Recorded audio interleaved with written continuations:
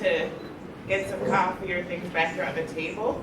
I'm so glad to be with you all today and to be one of the female presenters amongst this esteemed group. My name is Chelauna, and as she shared, I'm from the United States, but one of the things that I'm very passionate about is health and family. And so I'm very excited and really glad to speak with you all today on something that might seem very simple, but it's very important. And it really goes along with what we've been discussing and what we've been talking about today and sharing. And so this is just going to kind of continue our conversation. I want to talk about you all as individuals and human beings, but in the areas of our health and well-being as it relates to how we fuel our bodies. So many of us, if not all of us, has a vehicle, and what we put inside of it helps our vehicle to move forward and to go. We're not going to put juice or soda. I love Ting when I come to St. Lucia. I would not put that in my vehicle for it to move forward and for it to progress. And so we're going to talk about our bodies and how we fuel it to move forward. But I want to start with a story, okay? So as a strategic manager over a coaching service, I had to first be a coach. And so I've coached for many years in the area of chronic disease prevention, but now I oversee the coaching team that I once started out as a coach. And I want to share with you a member that I used to coach, and his name was Devin. So Devin is a husband, a son. He's also a father of two. He came to our coaching session one day just sharing about an experience he recently had. And in this experience, he shared that he is always stressed. He works hard for his family, for his wife. He wants to be a provider. Some of the same examples you all shared today, I heard in our coaching session. But what was different about this coaching session was the fact that he shared that he had ended up in the hospital the prior month. He went to his one of his son's soccer games, and he passed out on the sidelines. Had no idea what was wrong with him. And him ending up in the hospital made him change something, and that was what he wanted to share in our coaching session that day. We're going to come back to Devin, but I wanted to start with that. So Devin had two silent, what they call silent killers. He had high blood pressure, and he had type 2 diabetes, who like to walk hand in hand. They like to partner with each other. High blood pressure, as many of you may know, is when there is like force or pressure against our blood veins. And so when you think of like a hose, when you're watering something and you bend it somewhere, the pressure builds up. That is very similar to how high blood pressure is. Whereas high blood sugar is when our bodies either do not generate enough insulin, or our bodies don't use enough insulin. And so we end up with more sugars in our blood. Both of these two different conditions can cause a lot of challenges for us as individuals. With Devin, he would experience things like frequent urination. He would experience things like headaches. He would be very exhausted. He would have challenges sleeping. And one of the phrases that he told me he used to always share is, I will take care of it later. I will do it later. I will do it next time. Not right now. I need to do this first. My father said the same thing over and over again, where my mom will say, it's time for you to get a checkup. It's time for you to do this. And he'll say, I will do it later. Not that he wasn't doing anything important. He was. He's a father. He's a protector. He's a provider. He was taking care of his family and prioritizing his family, his wife, and our needs. But sometimes that phrase is not a phrase that we want to say forever. This whole session today is about you. And we want to put you first, and we want to remind you that you need to put yourself first.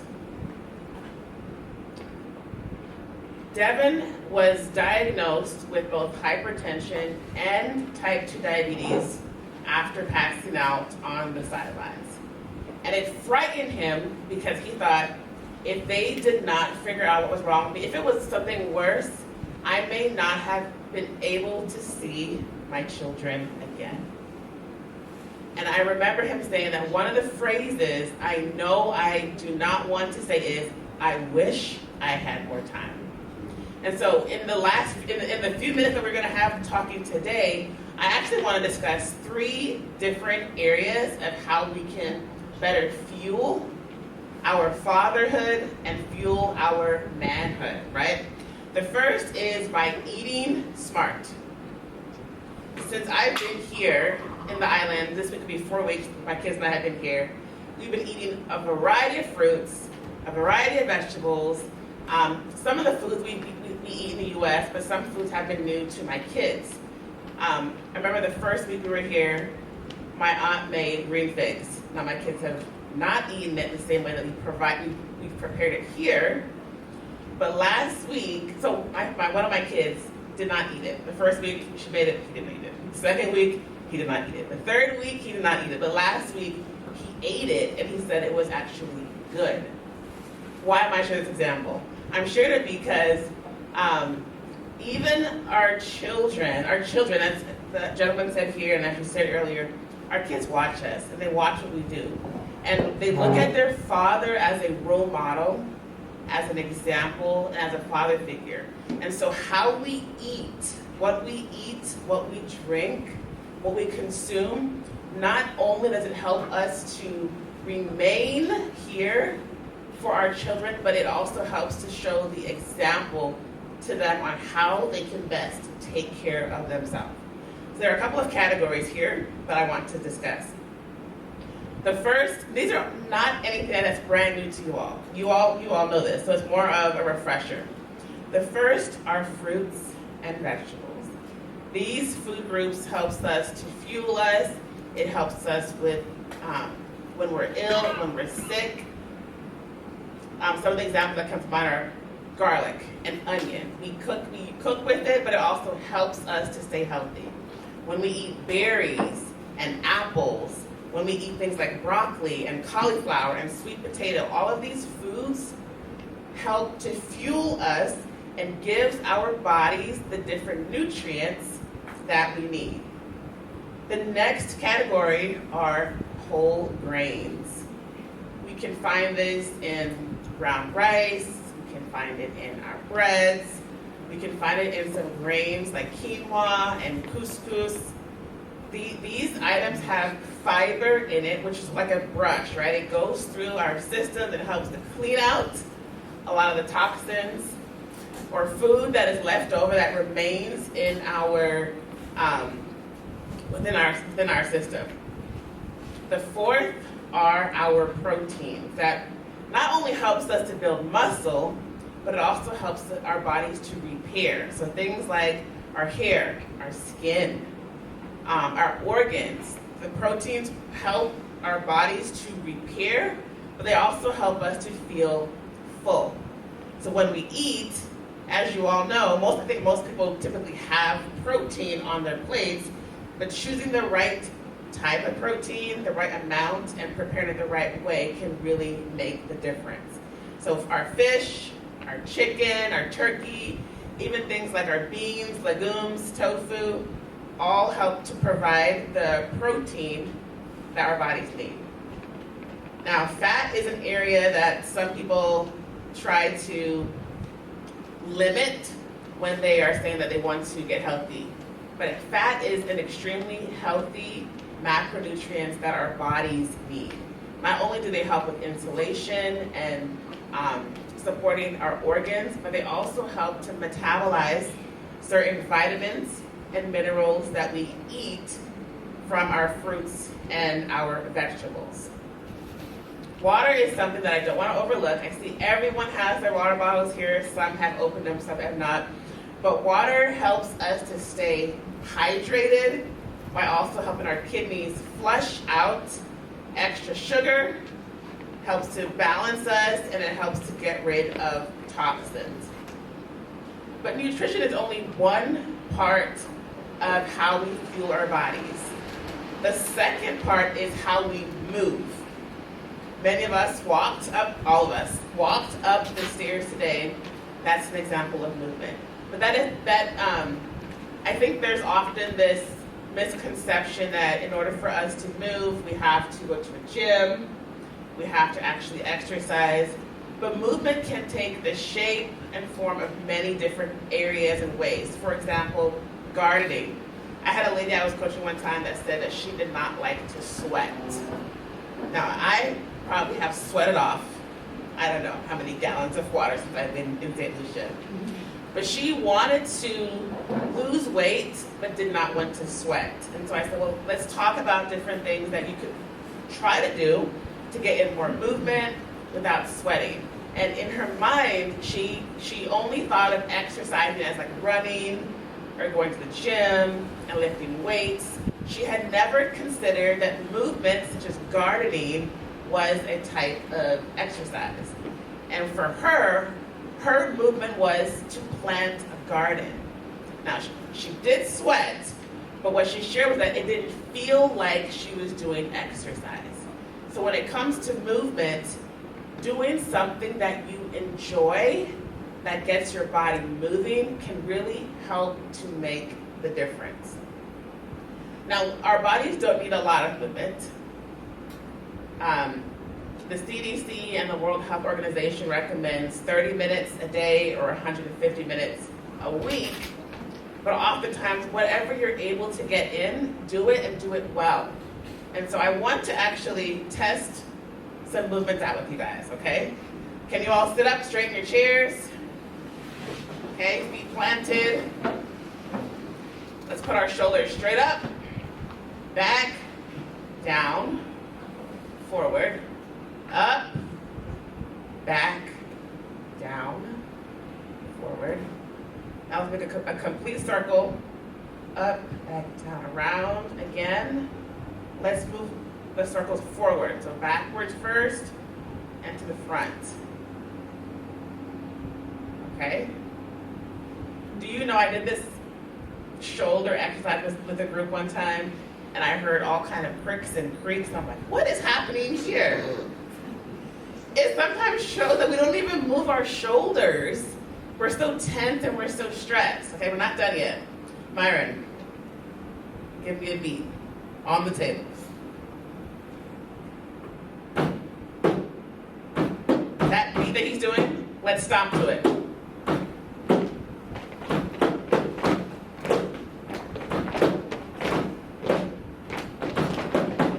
Look, I'm off beat.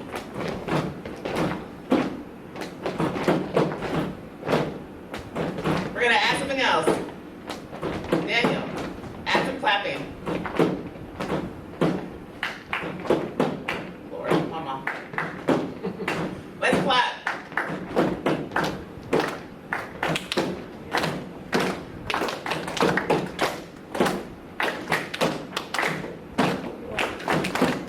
Okay, we're gonna add one more thing.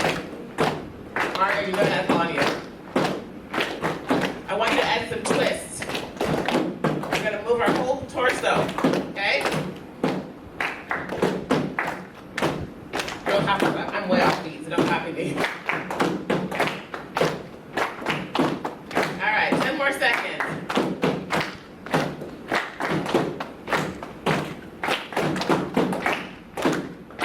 All right, thank you, gentlemen. I wanted to do this short activity to show you that movement can be simple.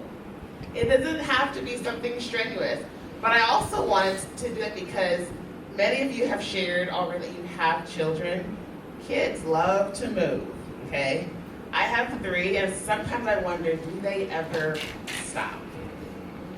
And so when it comes to getting in movement, oftentimes you can get it with your children. You can play with them. You can play hide and seek and running. When my kids are home from school, sometimes I get 8,000 steps in a day just by running around with them. Never even leaving the house. So playing with your kids, gardening, you can still do things like take a walk, you can still go for a jog. Here you can go for a swim, but getting in movement does so much to our bodies.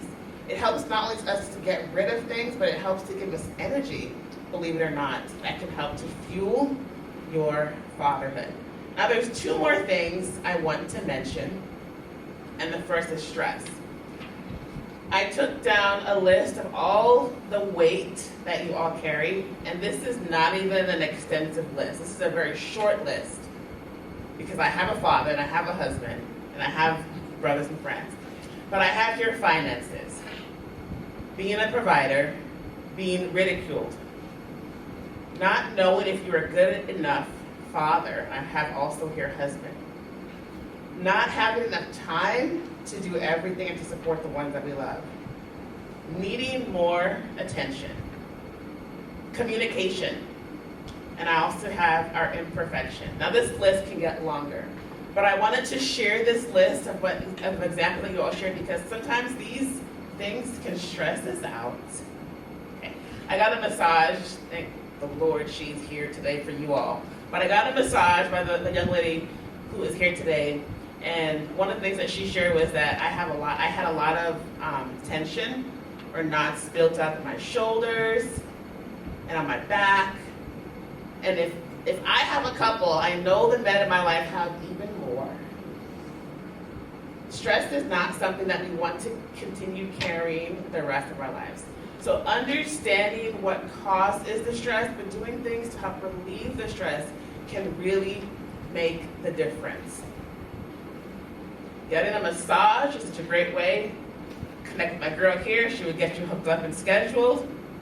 But even doing things like taking 10 minutes. I gave one of my coworkers, she doesn't report to me, but I said, she said she's just overwhelmed with things at work. There's so much happening, clients ask a lot of questions. And I said, I give you 10 minutes, permission for 10 minutes to not do anything and to just take some deep breaths. Because sometimes just a 10-minute breather can really help us to just like woosah, right? To kind of let some of that stress go. Some people listen to music, they'll journal, but you can also talk to a friend. So there's a lot of gentlemen here, but there's probably others in your life that you can talk to. Not saying that everything is going to be way better after the conversation, but it can really help to carry the weight that we know you all are carrying today. The last area I want to discuss is sleep. Now, sleep, one of the things I love more than anything is sleep, okay? And I love it now more than before because I have 3 kids, okay? I have a set of twins that are 3, and then I have a 4-year-old. So you know I love sleep a whole lot right now because they tend not to love sleep. Almost every night since I've been here, there's always one person coming saying that they need something or I have to get up. And so I just appreciate and value it when I can get it. But sometimes it's hard, right? It's hard to go to sleep because our mind continues to race. We're thinking about tomorrow, we're thinking about what happened today, we're processing, next week, we're planning our finances out in our minds, we're planning out, what are we gonna do next for our kids? But sleep is where our bodies reset and rejuvenate. Do you know when we're sick and we're not feeling well? The rest that we get is what helps us to feel better and to get better. That is what helps us to heal. When we have the flu, one of the first things they say is to rest. Even when you have COVID, the rest helps you to reset and to rejuvenate. But the best type of rest to get is rest before midnight. Does anybody know why? Why is rest before midnight the best? For the blood to regenerate. The blood to regenerate? What else? Okay, it's a good example. What else? Why is rest before midnight the best type of rest? Go ahead. Serotonin levels in the body. Okay. All of them are correct answers. Why else is rest before midnight the best type of rest? I don't know, it's the circadian rhythm or something. Say it again. The circadian rhythm or something like that. Yes, it has to do that with the rhythm as well. All of those are correct. Another reason why that rest is the best is because that is when your body goes into deep sleep and REM sleep the quickest. And when your body is in deep sleep, that is when your cells rejuvenate and your body can heal. After midnight, you mentioned the circadian rhythm, our bodies release hormones to wake us up. So your body will not effectively go into deep sleep. It will not effectively go into REM sleep. And so by the time you're going to sleep after midnight and you're sick, you're not getting the full healing that your body deserves. When I was at school, I've always loved sleep. I'd be asleep before the RA even comes to check on us at night. But if I had to study for a test, I would go to sleep early and I would get up at 2 a.m. or at 4 a.m. just so that my body can get the rejuvenation it needs for the reset for the next day. As a parent, I don't play with my kids. They go to sleep at 8 o'clock, or at least close to 8 o'clock so that they can get the rest and the reset they need before midnight. Even if they're up at 2 a.m., you're going to bed before midnight. Sister Ellen White, some of y'all may know her, on Ellen, she said that the hours before midnight are doubled. So if you sleep 4 hours before midnight, it's like 8 hours. So you can get up at 1 a.m. and you're good to go. Okay? Rest before midnight is the best kind of rest. There's something here I want to leave you all with, okay? I shared with you all that Devin had passed out. He ended up in a hospital. He was diagnosed with high blood pressure and type 2 diabetes. And the statement he had made earlier was that he would do it later. He would, sleep later when his kids are grown. He'll sleep when he dies. This is the statement he used to make. He'll wait, make sure that his family's taken care of. But one of the things that he did not realize was that his kids want him around today. They want to be with him now. So for a statement like, "Oh, I will rest when I die," is not a statement that his kids wanted to hear. And he did not realize it until they told him, because they did not think he would wake up from his hospital bed. And I actually have the quote here that he said. He said, "I realized the best thing that I could give my wife, my kids, and my family wasn't more stuff, it wasn't money, it was more years with me." And I say that because we need you all in our lives. We need the men that we love so much, so dearly in our life, but we need you to take care of yourselves. Or let us help take care of you. I'll tell my husband, let me help take care of you. Because we need you. You are important. Your presence, not just in this room, but your presence makes a difference. The world that we live in, there's so much going on. A lot from my country, I can admit. But there's so much going on in the world today. But men in the world makes the world stronger. I know we like certain cliches. You make the world stronger. You make families stand taller. And communities thrive because of the men that are in those communities. Because you continue to show up and to show out each and every day. You never doubt how much you offer to this world, but I want you to also never doubt how much you are needed. Your strength, your wisdom, and your love matter way more than you know. I'm a daddy's girl. My dad is no longer with us. He passed away in 2020, but I can vividly remember all of the things that he did for us as kids growing up. He worked long hours. There were times where he would drive an hour and a half to 2 hours one way to go to work to provide for his family. I remember when we didn't even have gas for him to go to and from work. He would stay in the city for a couple of hours or a couple of days, then he would come home because he wanted what was best for us. As my dad got older, he realized the 20 plus years he neglected to take care of his own health. His own health. But it wasn't because he wasn't doing something good. He wanted to provide for us. He had 5 kids, right? So I'm the second of 5. He wanted to be sure that his kids had food to eat, clothes to wear. I remember him telling me stories where he remembered going to school with holes in his shoes, and he did not want his kids to have holes in their shoes. But he didn't take care of himself. And he is here today, and he has never seen my children. They will never meet their grandfather. We need you in our lives, Ben. We need you to take care and to prioritize yourself because we love you all and we need you all. I want to end with an acronym that I actually wrote while we were here today.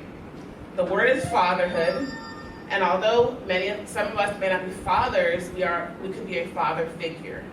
And the acronym is F, faithful. A, we need our men to be available. T is for trustworthy. H, you are a helper, not just to those in your immediate family, but to others. E is to set an example. R, reliable. H, I put H, humorous. I love to laugh. Kids love to laugh. When you think of different experiences, there's typically an emotion attached to that memory. It could be anger, it could be frustration, it could be sadness. But the memory that I want to remember are the ones where I laughed or I smiled. And so I have H for humorous. O, we have observant. I will say that my dad was, one of the things that he did really well was to observe our behaviors, observe our surroundings. So O is for observant. The second O is optimistic. Always wishing the best on yourself, but for those around you. Someone that speaks positivity into your life. And the last is disciplined. Being able to set the right example for others is important, but being disciplined is also important for fatherhood. My father passed away with prostate cancer in 2020. In the last few years of his life, I had the privilege of being able to help take care of him. You know, I can't remember who said it earlier, but you know, he worked so hard for us. He was in construction, and he worked for the union. And so he would travel a lot of different places, across a lot of different states. And every state he went to work, he said, I will bring my family with me. So as a kid, we lived in 9 different states. Traveling to where he went, he took us. In the last part of his life, he developed prostate cancer, and did all that he could. When he developed prostate cancer, it was my first year in university, and I'm like, I have to get into the health field because I need to be able to help and take care of my family. And when he had 2 bouts of prostate cancer. The first one, did a lot of treatment. He changed a lot of his lifestyle habits. It went into remission, but then it came back. And that second time it came back was when I had just got married. And my dad ended up coming to live with us for a while. We did everything we could to take care of him. I found out I was pregnant. I was very excited because I'm like, please give me a girl because all my siblings have boys. And I wanted to give my dad his first granddaughter, but he never got to see my children. And I say this story not to make anyone feel sad, but to understand that your families want you here. They want you in the present moment to experience things with them. And so this session today is not just for us, it's for you, and for you to take some of these golden nuggets away with you so that you can be there and show up for the people who you love and for those who love you the most. Thank you so much for your time and attention here today. And I pray that you all continue to fuel your fatherhood throughout the rest of the session.